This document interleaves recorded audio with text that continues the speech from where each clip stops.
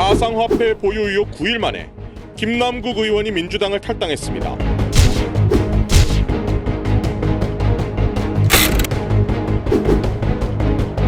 이제 상임위 시간 내냐, 시간 외냐 이걸 떠나서 너무나 제가 잘못한 일이라고 생각이 됩니다. 그래서 우리 많은 국민 여러분과 우리 동료 의원님들 그리고 당원분들에게도 죄송하다라는 말씀을 드리고 이 부분에 대해서는 두말할 여지 없이 반성하고 깊이 성찰하고 있습니다. 액수가 이 정도 되면 얼마나 되는 거예요? 몇천 원 정도 몇천 원이요? 수준입니다. 네. 그래서 이 납득이 잘 안 가는데.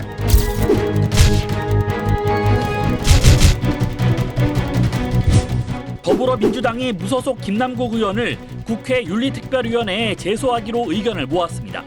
당의 조사에 상당한 시간이 걸릴 것으로 보여지는 그런 상황에서 지금 더 지체할 수는 없고 지체하지 않고 윤리위에 제소하는 것이 바람직하다고 판단해서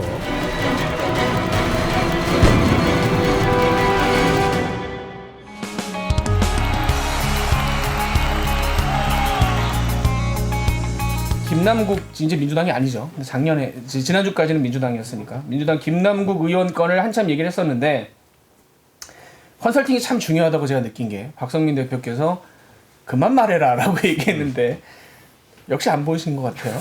계속 말하더라고요. 근데 말을 하면 할수록 꼬여요. 그래서 결국은 이제 압수수색 얘기까지 사법처리 탈당도 하고. 어떻게 보셨습니까? 일주일 동안?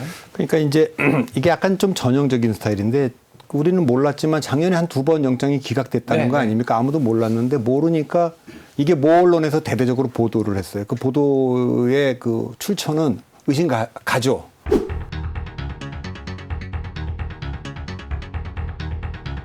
그러니까 이걸 쭉 해서 대한민국 사람이 다 아는 이슈로 키우고 난 다음에 영장을 다시 재청구하니까 나왔고 그래서 압수수색을 했다는 거 아닙니까? 그렇게 되면 이제 국면이 완전 새로운 국면이죠. 수사 국면으로 들어간 거니까. 그렇죠. 예, 수사 국면으로 들어갔다는 거는 영장에 지금 청구한 내용을 보도된 걸 보니까 정치자금법 위반, 그다음에 조세 포탈, 범죄 수익, 은닉 요 세 가지 혐의가 있다 이렇게 해서 한 거고 이렇게 되니까 이제 민주당은 뭐 조사를 할 수가 없지 않습니까? 일단 수사에 들어가면 뭐 자료 제출할 수 있는 사람들이 자료 제출도 이제 안 할 거고 뭐 그런 상태니까 완전히 새로운 국면이고 김남국 의원이 했던 말 중에 뭐 대부분은 제가 뭐 제대로 이해도 안 되고 설명도 안 되는 것 같은데 하나는 분명한 것 같습니다. 시작이지 끝은 아니다.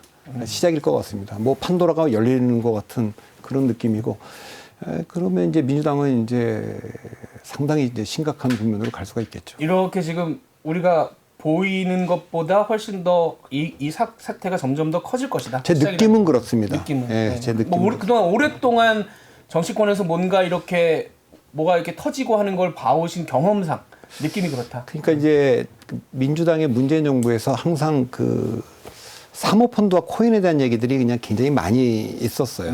그런데 이게 FIU가 뭔가 이상거래를 포착해서 그렇게 통보를 했다는 거 아닙니까? 네.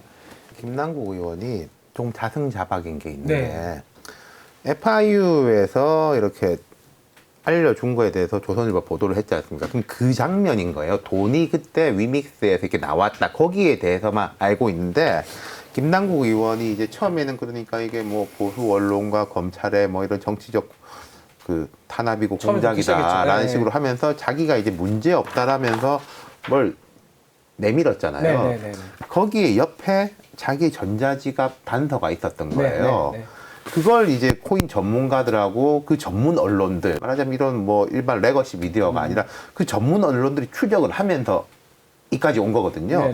왜 처음에 조선일보 보도하고 FIU는 예컨대 이 사람이 무슨 뭐 상임위 시간에 거래를 했는지 그걸 알 수가 없어요. 근데 본인이 밝힌 자료가 꼬리가 잡혀가지고 이렇게 온 거니까 물론 이 시간 문제긴 한데 그때 김남국 의원이 가만히 있었으면은 지금 진도가 이렇게까지 빨리 못 빠지는 거예요.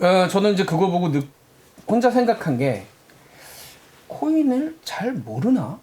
저게 저렇게 까져서 나온다는 거는 코인을 아는 사람이면 저거 가려야 된다. 저거는 가려야지라는 생각을 했을 것 같은데 저게 저렇게 떡하니 해서 본인이 낸 자료에 들어있는 걸 보면서 근데 사람들이 그렇더라고요. 이걸 그냥 제 생각에는 김남국 의원이 그냥 단순하게 그때까지도 뭐 검찰과 보수 언론과 이런 공방으로 생각한 거 아닌가. 과거에도 보면은 어떤 사람이 이제 사진을 찍었는데 호텔에서 이 유리잔 네. 스푼에 아. 뒤에 어떤 사람이 이제 얼굴이 있어가지고 뭐 불륜이 걸리고 네, 그런 네, 거가 네. 있잖아요. 그래서 그 사람도 되게 똑똑한 걸로 알려져 있는데 그런 건 어쩔 수가 없더라. 그러니까 지금은 일단 이제 출발점의 쟁점은 이겁니다. 그러니까 사람들이 가장 궁금해하는 대목이에요. 하여튼 첫 번째 누구 돈이야 저게? 그러니까 이제 세 가지 중에 하나겠죠. 자기 돈이거나 남의 돈이거나 아니면 공짜로 받았거나 이런 걸 거 아닙니까? 그러니까 일단 뭐 두 번째, 세 번째는 좀 뭐 문제가 될 겁니다. 근데 이제 첫 번째도 지난주 방송에서 우리가 잘 모르는 상태에서 방송을 했지만 그 전세자금 빼서 네, LG 디스플레이에 넣었다가 네. 다시 빼서 잡코인에다 몰빵했다 뭐 이렇게 된 거 아닙니까 쭉. 그러니까 그 뒤에도 보면 이 설명하는 과정이 자기 돈을 그렇게 했고 그다음에 뭐 상임위 중에 거래를 했지만 그거 얼마 안 되는 돈이고 뭐 몇천 원이고 그래서 뭐 그 믿을 수 없는 해명을 계속하고 있지 않습니까? 그러니까 이 상황에서 차라리 저렇게 얘기하는 건 제가 지난주에도 얘기했지만 김남국 의원은 아무 얘기도 안 하는 게 차라리 도움될 뻔했어요. 그냥 그 상태로 있으면서 지금 방어를 해야 되는데 너무 많이 움직였고 그래서 뭐 이것이 민주당 입장에서도 지금 통제 불가고 지금 민주당 입장에서는 김남국 의원이 탈당을 해가지고 좋아진 게 아니라 통제는 못하는데 타격은 계속 받는. 김남국 의원 뭐가 드러나면은 우리 모르는 사람이다 이렇게 할 수가 없는 거잖아요. 그리고 본인이 그 입장문에서 뭐 잠시 떠난다. 잠시라고 그랬어요. 항상 함께한다. 그렇게 써놨기 때문에 그게 최악인 거죠. 차라리 당에서 데리고 있으면은 네. 당이 회초리를 때리는 형식을 조금 취할 수가 있는데 회초리는 못 때리고 매는 같이 맞고. 탈당을 혼자 생각했든지 아니면 누구랑 당내에서 상의를 했는지는 모르겠으나 현재로서는 그 탈당이라는 수가 그렇게 좋아 보이지 않는다. 그렇죠. 본인 입장에서는 뭐 좋을지 모르겠는데 당 입장에서는 아주 안 좋은 거죠. 근데 이제 그렇게 나오더라고요. 탈당했는데 우리가 어떡하냐. 조사 문제도 뭐 이렇게 또 얘기하는 측이 있어서 어떻게 보면 본인 의사도 있겠지만 안에서 다른 의사도 있었던 건 그게 아닌가. 그러니까 그렇게 이야기한 분들이 있는데 그럼 그 책임은 또 당내에서 누구한테 가겠습니까? 이재명 대표한테 다 가는 거죠. 결국. 그러더라고요. 네. 다른 의원들이 지금 포인트를 보니까 약간 그런 식으로 공격이 들어가긴 그리고 하더라고요. 뭐 일부 보도에서 결의문도 더 세게 쓰려고 했는데 뭐 이재명 대표 좀 낮췄다 이런 보도까지 나오고 있지 않습니까? 그게 결국은 저는 그렇게 봐요. 이재명 대표가 뭐 김남국 의원하고 친해가지고 봐주려고 한다라기보다는 처음에 농래 의원 참 나오고 그다음 기동민 이수진 의원 그다음에 이제 돈봉투 사건까지 항상 좀 좌고우면하고 뭔가 이렇게 망설일 수밖에 없는 게 남을 세게 하면은 당신은 자기 거는 살살하고 남의 거만 세게 하냐 이런 부메랑이 돌아올 수밖에 없기 때문에 또 살살하면은 그 자기도 살살하니까 남까지 다 결국 살살하는 거밖에 안 되지 않냐라는 그 프레임을 벗어날 수가 없어요 이재명 대표가.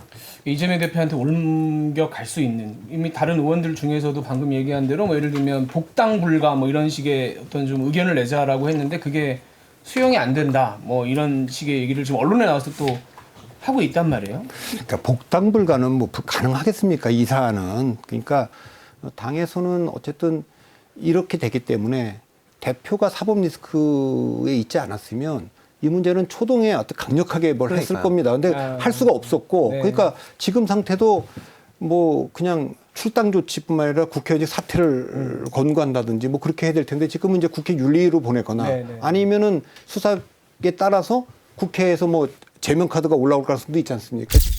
더불어민주당이 무소속 김남국 의원을 국회 윤리특별위원회에 제소하기로 의견을 모았습니다.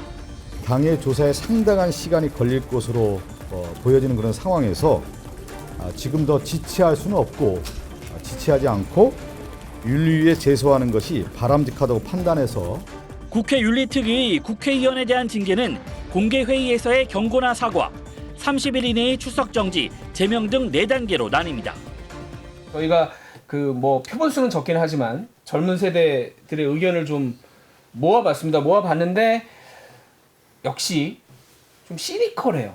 지금 청문회에서 이모 어쩌고 한 게 코인 생각하다 그런 거 아니냐 뭐 이런 식의 반응도 있고 그다음에 발의는 했지만 찬성표 안 던졌다고 주장하는 거는 술 마셨지만 음주운전 안 했다라는 것과 비슷한 거냐 불쌍한 척 과하게 안 해야 됐던 건 아니냐 이게 결국은 당의 이미지로 이렇게 넘어가면서 본인들도 그렇게 생각을 했기 때문에 이게 당 이미지에 더 씌워지는 문제가 어떻게 보면 당 쪽에서는 더 아니, 그러니까 싫을 이제 것 같은데. 일단 그 도덕적이지 않다, 민주당이 더 도덕적이지 않다라는 그 조사 결과가 민주당 조사에서 있었다는 거 아닙니까? 네네네. 당내 여론조사에서. 당내 여론조사에서 있었다는 건데, 그 지난번에도 제가 말씀드렸습니다만 민주당은 전통적으로 민주주의, 인권, 또 도덕성 이런 걸 상징 자본으로 써왔잖아요.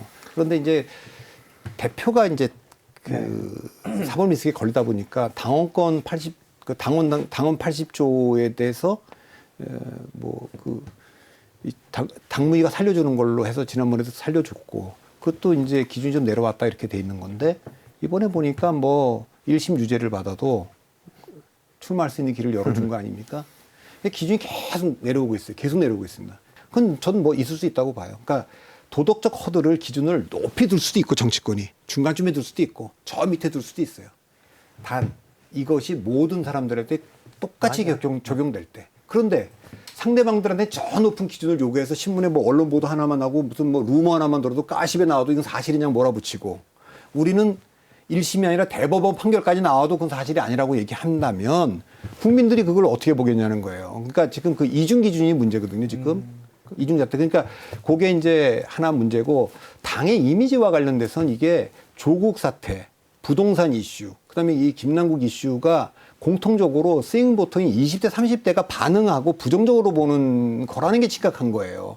뭐 아까 돈 봉투라 나머지 문제는 뭐 그 정도 타격을 입히지는 않거든요. 근데 지금 이 문제는 굉장히 좀 예민하게 돼 있어서 민주당도 좀 제가 지난번에도 지금 민주당의 위기는 세 가지 위기인데, 네. 리더십의 위기, 정체성의 위기, 지지 기반의 위기거든요. 핵심은 리더십의 위기로부터 오고 있는 겁니다.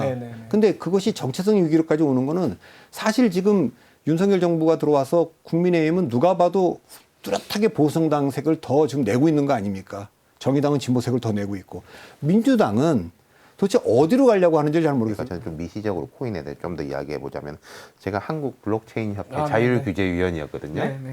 이제 문재인 정부 초반이에요. 그때 민정수석실하고 법무부에서 되게 민감해했었어요. 그때도 이게 신고도 하게 하고 하자라고 했는데, 그거를 안 받아들인 이유가 국회의원들이 뭐 어떻게 해서가 아니라, 그 신고를 하게 하면 그게 공인화가 되기 때문에 국가가 이 부분을 이제 공인화하는 거기 때문에 할 수 없다라는 논리였어요. 그때 법무부에서는 그 가상화폐라고도 안 하고 가상증표? 이게 우표야? 뭐 그런 이야기까지 할 정도로 민감했는데, 왜 민감했었냐면요, 바다 이야기에 대한 악몽 때문이었습니다. 노무현 정부 때, 그때 이제 청와대 출입 기자였을 때 정말 악몽이었거든요. 검찰은 바다 이야기 제조업체인 A1비즈의 대표 차모 씨와 판매업체 지코프라임의 대표 최모 씨 등 3명을 구속 기소하고 20명을 불구속 기소, 1명을 기소 중지했습니다. 이 과정에서 노무현 대통령의 조카 노지원 씨가 지코프라임에 인수된 우전 시스텍의 이사로 재직했던 사실도 드러났지만, 이 부분에 대한 검찰 수사는 이루어지지 않았습니다. 지금 코인 부분에 대해서도 저는 그런 느낌이 드는 거예요. 이제 김남국 의원뿐일 것이냐.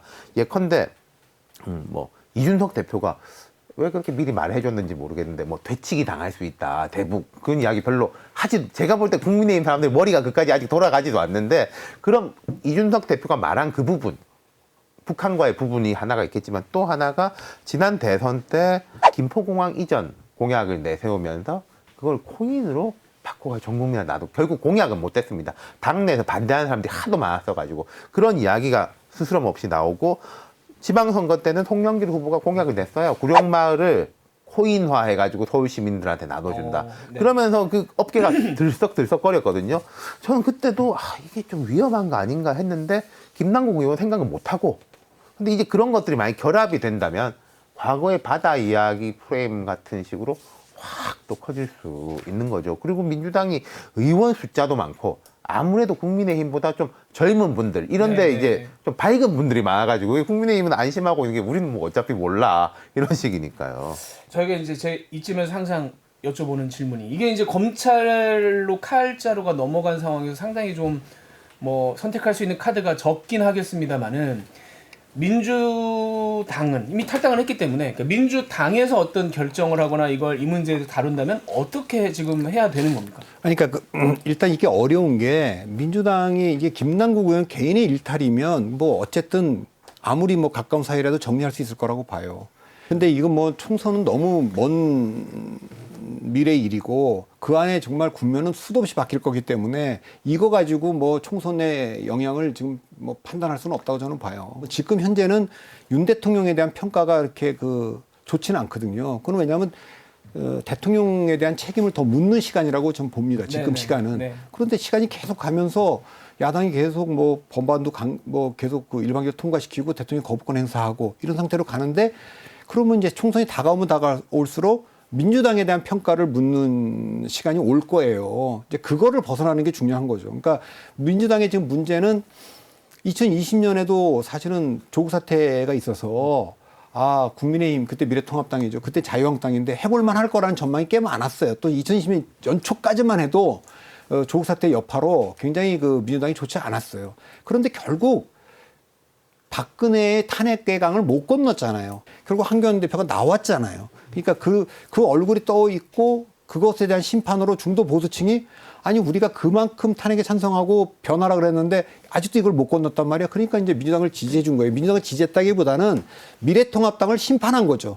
민주당이 지금 고민해야 될 내용은 내년 총선 다가올 때 적어도 3명의 얼굴, 이재명 대표도 그렇지만 문재인, 조국 다 나오고 있잖아요. 이분들이 안 보여야 되는데 지금 시간이 나가고 가면서 있습니다. 지금 자꾸만 나오잖아요. 지금 그 점이 저는 안 좋아 보여요. 지금 민주당이 제가 지난 시간에 말했지만은 삼각형의 포위가 돼 있는 거예요.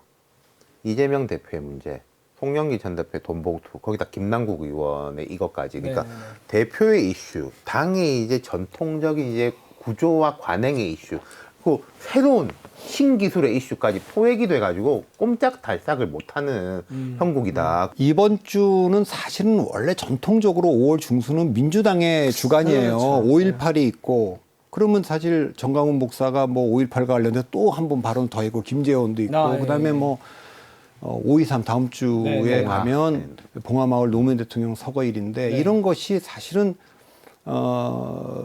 이 전임 군사정권부터 보수정권에 대해서 책임을 묻는 원래 주간입니다. 이 주간이. 예. 5월은 그런데 지금 완전히 딴 걸로 지금 뒤덮여 있지 않습니까? 지금 되게 우습게 된 거죠. 그러니까 5.18에서 5월 23일에 그 주간이 그런 거고 국민의힘은 이제 G7 있고 또 G7 하니까 우리가 이제 옆집 잔치인데 좀 덕을 보지 않습니까? 캐나다 총리가 일본 가는 길에 오고 미리 오고 또 그다음 뭐 EU 집행위원장은 갔다가 또 오고 뭐 그런 식으로 하면 우리도 이 덕을 보고 또 윤 대통령도 이제 G7도 가고 여기서 맞이하기도 하고 그런 식하고 이제 대비가 되겠죠. 국민의힘 사람들한테 저는 그런 이야기를 했는데 너무 과하게 하지 마라. 그냥 안정적으로 자기들 잘하는 거 외교라든지 민생 이야기를 해야지 더 대비가 되는 거지. 뭐 국민들이 이미 회초리 들고 있는데 자기들도 회초리 들고 나가가지고 하면은 네가 뭐 잘났다고 그런 소리만 듣게 돼 있다라고 이야기를 해줬는데 모르죠 그대로 하는지. 뭐 굉장히 비단 주머니 하나 좋은 거 주신 것 같네요. 근데 오랜만에 공격이라 그러니까 흥분해 피가 끓을 것 같은데.